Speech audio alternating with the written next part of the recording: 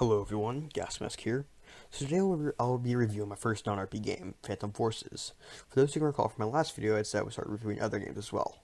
But before I start, please note that just because I criticize a game does not mean you can like it. I think Phantom Forces has its moments, it just has some problems. So without further ado, let's get into it.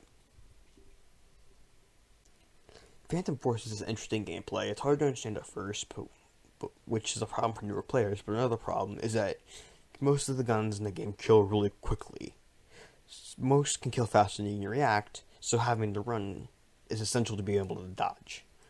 But having sprint key on shift really hurts my pinky after about 4 hours of play, which then I had to take a break, and it's really annoying and it really hurts.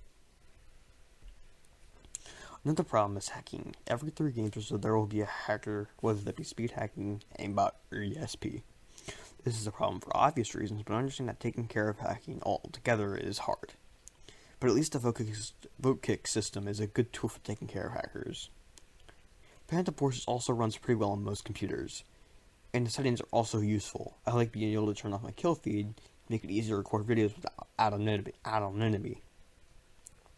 Leveling up is a bit tiring. Once you get to around level 20, the grind gets repetitive and annoying. Most guns are pretty useless until around level 50, where you get the KS-28 and the 1858 New Army. The community in Phantom Forces is pretty toxic. Every round there will be at least one toxic person, whether that be a cancerous gun setup, or just being an ass in chat. I could go into more depth in the community as a whole in another video, but to make it short and sweet, it's pretty toxic. Okay, so I made guns its own part because I feel like that's pretty much what the game is based off of. One thing of note is that the creator likely watched Forgotten Weapons. I say this because I watch Forgotten Weapons from time to time, and I see a lot of weapons covered on that channel or in the game. Some of note is the ZIP-22, 1958 New Army, PPSH, and the Hectate 2. Most of the gun models look great, although some of the attachments on certain guns look odd. Like some of the barrel attachments for the KS-28 look like they don't fit or should up just float in the front of the gun. While on the subject of the guns, I would like to bring up a few guns. The AA-12, M107, and most snipers in general, and the HK-21. For those who have played the game a lot, you know that most of these guns are broken. So I will suggest a few fixes that might make these guns more balanced. The AA-12's biggest problem is the set of attachments that are both commonly used together. Birdshot and the 20-round drum. I have 2 solutions to this issue. 1 being remove the drum mag altogether, or 2, move the drum mag to the ammo category. Having the drum in the same category as birdshot will prevent them from being paired together. I also think that all of the guns with mag extensions should have it moved to ammo. Another fix that I think would balance the gun is that you can't pick up rounds from shotguns, so spray and pray isn't as reliable. Making it harder for shotgun AA-12 users to just spray around and kill everyone. The M107 and the other broken sniper rifles are broken due to 2 main reasons. You can't see it coming, and it kills you in one shot. One solution is to give glare to all scopes. It doesn't break snipers in general and allows other players to react to being spotted by them.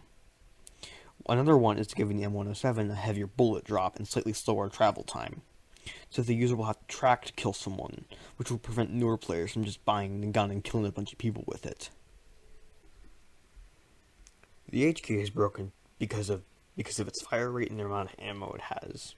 I suggest reducing the amount of ammo it has to half and or adding an extended box to the ammo category. Now I know someone might bring up the point of realism. The HK had 100 round in real life, but I refute with, is it realistic to have a PPSH on a modern day battlefield? Or is it realistic to be able to run and jump with an LMG, or being able to put a sight on a 1950s revolver? I don't think having an HK with a reduced ammo is going to break the realism, and I think it's still going to make it balanced. Moving on the maps range from okay to bad. Maps like Mirage are bad because the only main class to play is Recon. The maps like Metro are bad because it's always picked. A map that's good is Crane because it allows all classes to play well. It's close enough for SMGs to do well, and it's open enough to make snipers viable. Another thing is quality. Most of the maps are made well, but I can't help but find bugs and errors. Maps like Highway has no boundaries and has an area where snipers can hide from and duck under the ground.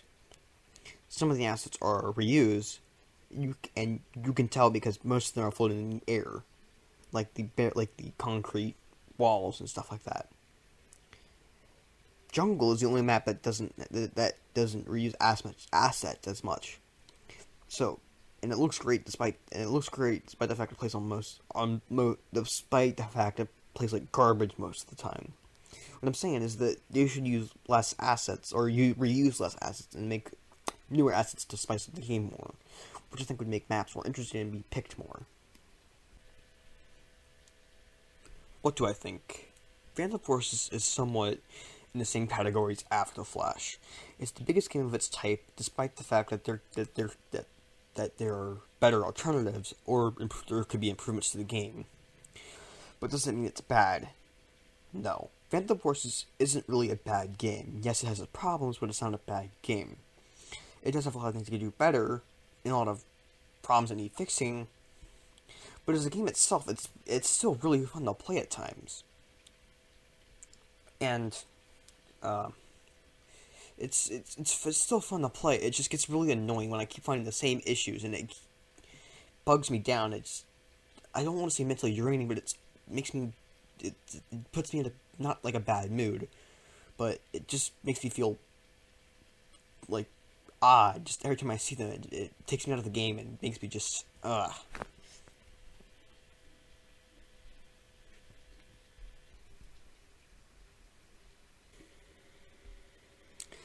Hey, if you made it this far, I would like to say thank you for watching this whole way through.